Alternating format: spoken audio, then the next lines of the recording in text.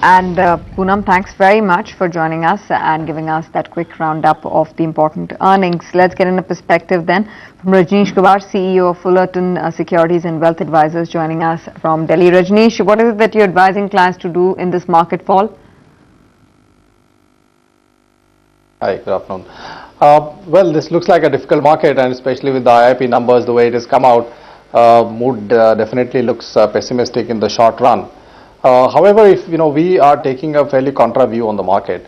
If you look at the factors which are driving the market down, it's been quite obvious to everyone that a lot of it is driven by the fact that there is not adequate capital flow coming into the country, leading to currency weakening. And of course, it's also a global phenomenon. I mean, stocks have been going down globally since March, April, and India has been no exception.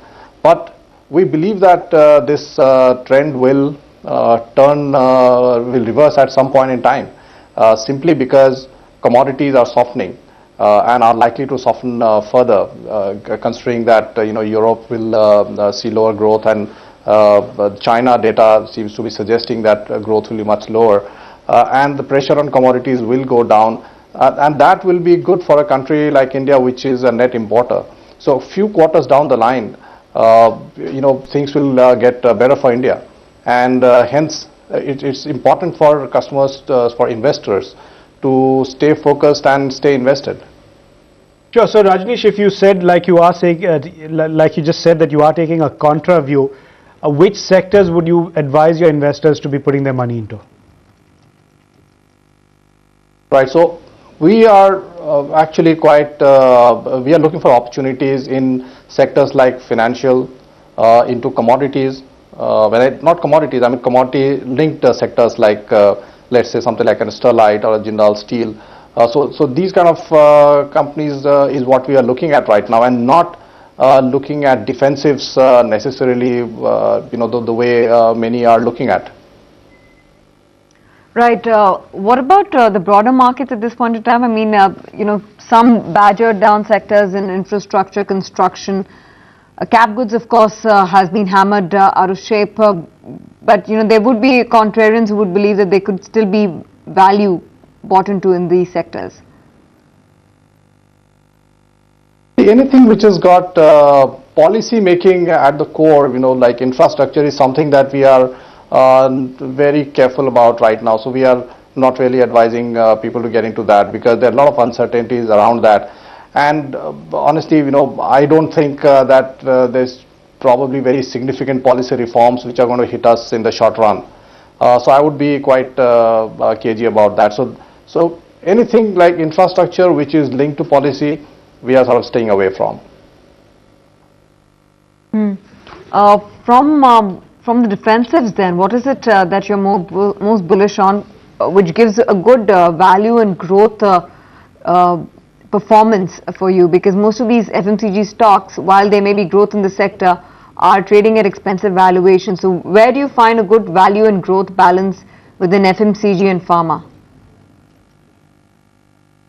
Okay. See, in FMCG, as you rightly pointed out, that valuations are looking quite high. So honestly, I don't see much upside in FMCG much. But if you look at pharma, there could be potential upside in mid-cap pharma companies, companies like, let's say, Dishman Pharma. So we are actually getting a little deeper into these sectors to see if there are opportunities. And especially in the mid-caps, there could be potential opportunities within pharma. Okay, and also give us a sense on how you're going to be looking at some of the cement stocks, ACC and Ambuja. While there hasn't been much pickup in dispatches, there are expansion plans which are likely to come on the anvil. Anything that you would like from this segment? The cement, I don't have much of a view on right now, so I would not comment on that. Tata Motors, it's up about 0.7% and 291. Would you look at buying the stock? Yeah, Tata Motors should be a good buy at this point in time. Also because it's in many ways linked to the larger economy, and we feel that economic activity for us should pick up in the next few quarters. All right, Rajneesh, thanks very much for coming in on the show and giving us your take on the outlook for the equity markets. Of course, we had the IIP numbers out a short while ago, but let's listen in to Subir Gokaran, Deputy Governor of the Reserve Bank of India, on the overall economy and also on those IIP numbers.